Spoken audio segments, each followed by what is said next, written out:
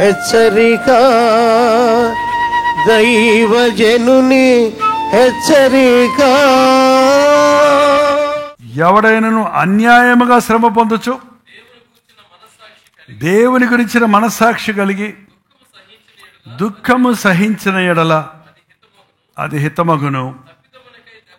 తప్పిదమునకై దెబ్బలు తిన్నప్పుడు మీరు సహించిన ఎడల, ఎవడైనా అన్యాయంగా శ్రమ పొంది దేవుని గురించి మనస్సాక్షి కలిగి దుఃఖమును సహించిన ఎడల, ఏంటంటే దేవుని గురించి మనస్సాక్షి కలిగి బాధను సహిస్తే అది సరి. తప్పు చేయకుండా బాధ అనుభవిస్తే అది దేవుని నిమిత్తమై అనిస్తే దానికి ప్రతిఫలం ఉంది. అంతేగాని తప్పిదమునకై దెబ్బలు తిన్నప్పుడు నోరు మూసుకొని సహించాల్సిందే. పెద్ద గొప్ప ఏంటి? నువ్వు తప్పు చేసావు, దానికి దెబ్బలు తిన్నావు. తప్పు చేసావు, దాని శిక్ష అనుభవించావు. తప్పు చేయకుండా అనుభవిస్తే అది మేలు. అది యేసు ప్రభు చేసింది. తర్వాత మేలు చేసి బాధపడినప్పుడు అది దేవునికి హితమగును. అది సిలువ, అది సిలువ, అది సిలువ. 21వ వచనం, క్రీస్తు కూడా మీ కొరకు బాధపడి మీరు తన అడుగుజాడలందు నడుచుకున్నట్లు మీకు మాదిరి ఉంచిపోయాను. ఆయన పాపము చేయలేదు, ఆయన నోటని ఏ కపటము కనబడలేదు, ఆయన దూషించబడి బదులు దూషింపలేదు, ఆయన శ్రమ పెట్టబడి బెదిరింపక న్యాయముగా తీర్పు దేవునికి తను అప్పగించుకున్నాను. ఏంటంటే ఇద్దరు దెబ్బలాడుకుంటున్నారు, ఇద్దరు బూతులు తిట్టుకుంటున్నారు, మళ్ళీ వచ్చి కంప్లైంట్ చేస్తున్నారు. ఇద్దరు తిట్టేసుకున్నారు కదా? కాదండి, ఇద్దరు తిట్టేసుకున్నారు, అయిపోయింది కదా. మళ్ళీ వచ్చి తిట్టింది చూడు, తిట్టాడు చూడు, తిట్టాడు చూడు అటు వాళ్ళు తిట్టారు, ఇట్లా వీళ్ళు తిట్టారు, వీళ్ళు తిట్టు, మళ్ళీ ఇంకో మధ్యవర్తి ఎందుకు? ఇంకా అయిపోయింది, నీకు వచ్చేసింది, ఇంకా తీర్పే ఉంది, న్యాయం. మీరే తీర్పు తీర్చేసుకున్నారు. మీరు మౌనంగా ఉండి అప్పుడు దేవుని దగ్గరికి వెళ్తే చెప్పుకుంటే మీకు దానికి హితమవుతుంది. కానీ నువ్వు చేయాల్సింది చేసేసిన తర్వాత దేవుడు నాకు న్యాయం చేయమంటే నువ్వే పరిహారం చేసేసుకున్నావు. ఇంకేమి చేస్తాడు? సిలువ అంటే అదేనండి. ఏంటి? సహించటం, భరించటం, ఓర్చుకొనటం. ఒక గొప్ప బాధ అనేకులకి ఏంటంటే అందరూ ఏమనుకుంటారో అనే బాధ అండి. ఏంటా బాధ? అందరూ ఏమనుకుంటారు, అందరూ ఏమనుకున్నా పర్వాలేదు, కానీ యేసయ్య ఏమనుకుంటాడన్న విషయం మనం పట్టించుకోవాలండి. అందరూ మనకేమో బోబెట్టేవాళ్ళు ఉన్నారా? సంఘానికి అంతా తెలిసిపోయిందంట. సంఘం అంతా నీకు కింద పోషిస్తున్నారా? నిన్నేమన్నా ఇల్లు కట్టించారు నీకేమన్నా? కారు కొని ఇచ్చారు నీకేమన్నా? ఉద్యోగం ఇచ్చారు నీకేమన్నా? ఏం సంఘానికి అంతా తెలిస్తే ఏంటి? లోకం అంతా తెలిస్తే ఏంటి? ఏంటండి? అందుకోసం మోసం. అందుకోసం యేసు ప్రభు ఎక్కడ రహస్యంగా సిలువేయబడ్డా? ఎక్కడ సిలువేశారంట ఆయన్ని? ఆకాశానికి భూమికి మధ్య వేలాడదీశారు. అందరి ఎదుట ఆయన అవమానాన్ని భరించాడు. అది సిలువ. చెయ్యని నేరానికి శిక్ష భరించాడు. అవసరం లేని నిందలు పొందాడు, అవసరం లేని అవమానాన్ని పొందాడు. ఇవాళ నీవు సిలువ వేయబడాలి క్రీస్తుతో పాటు అంటే అర్థం ఏంటంటే మనం కూడా ఆయన అడుగు జాడల్లో నడవాలి. బదులు ఇవ్వద్దు. నువ్వు నీడ్ టు ఎక్స్ప్లెనేషన్ ఇవ్వాల్సిన, నిన్ను నీవు నీతిపరుడు అని తీర్పు నువ్వు చెప్పుకోవాల్సిన అవసరం లేదంటే జస్ట్ బీ సైలెంట్.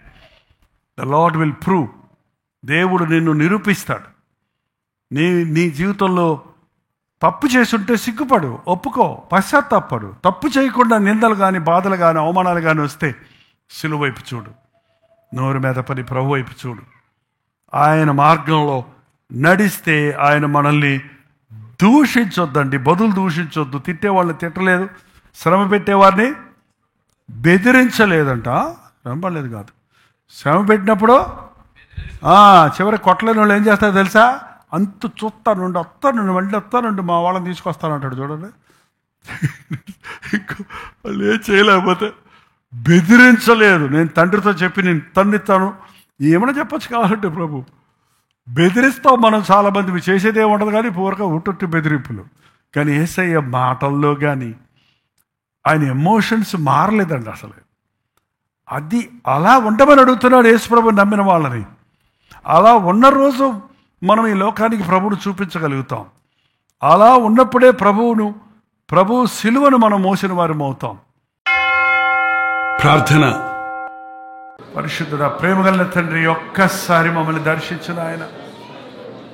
సిలువ సిలువ అని పాటలు పాడుకుంటూ, వాక్యాలు చెప్పుకుంటూ, కథలలాగా వినుకుంటూ మేము ఉండేవారిగా కాక, సిలువ శక్తిని, సిలువలో ఉన్న ప్రభావాన్ని, సిలువలో ఉన్న సత్యాన్ని గ్రహించుటకు, అనునయించుకొని బతుకుటకు సహాయం చేయ్యా.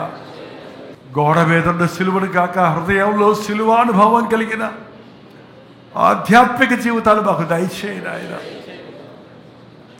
సిలువ వేయబడిన క్రీస్తు ప్రేమను గుర్తించుటకు సహాయం చేయండి. వందనాలేసయ్యా, వందనాలేసయ్యా. మా పాపములు క్షమిస్తూ, మమ్మల్ని ఆదరిస్తూ, మమ్మల్ని సహిస్తూ, నేను నీ రక్తమిచ్చి మమ్మల్ని కొనుక్కొని నీ సొత్తైన ప్రజగా చేసుకున్నందుకు మా జీవితకాలం అంతా నీ ఎదుర సాగిలపడటకు సహాయం ఇచ్చి, ఇక నువ్వు జీవించు వాడను నేను కాదు, ఇస్తే నాయందు జీవించుచున్నాడన్నది మా మనసులో స్థిరపడడానికి సహాయం చేయ. నేను ఇప్పుడు జీవించుచున్న జీవితం నన్ను ప్రేమించి నా కొరకు తన్ను తాను అప్పగించుకుని నా క్రీస్తునందు విశ్వాసము ద్వారా జీవిస్తున్నాడని ప్రతి ఒక్క క్రైస్తవుడు చెప్పగలటకు సహాయం చేయాలి. యేసు క్రీస్తు నామములో అడుగుచున్నాము తండ్రి, ఆమేన్. మన తండ్రి అయిన దేవుని యొక్క ప్రేమయు, కుమారుడైన క్రీస్తు యొక్క కృపయు, ఆదరణకర్త అయిన పరిశుద్ధాత్మ యొక్క సహవాసమును ఇప్పుడును సదాకాలము తోడై ఉండును గాక. ఆమేన్.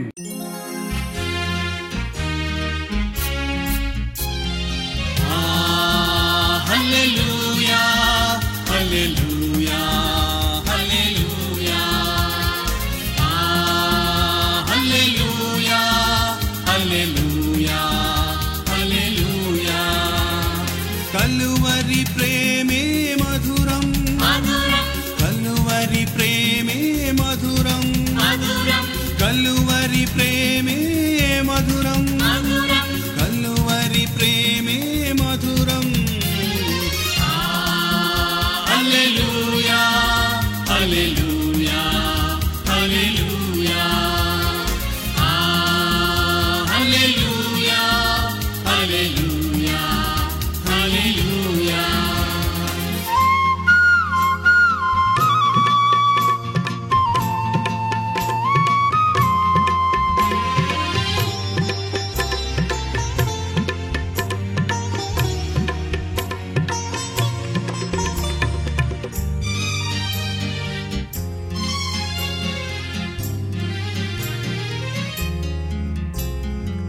సిలువపైన విలువ త్యాగం చేసినావుగా, పాపినైనా నా కొరకు చిందించినావుగా, రుధిరం చిందించినావుగా. కలువరి ప్రేమే మధురం, కలువరి ప్రేమే మధురం, కలువరి ప్రేమే మధురం, కలువరి ప్రేమే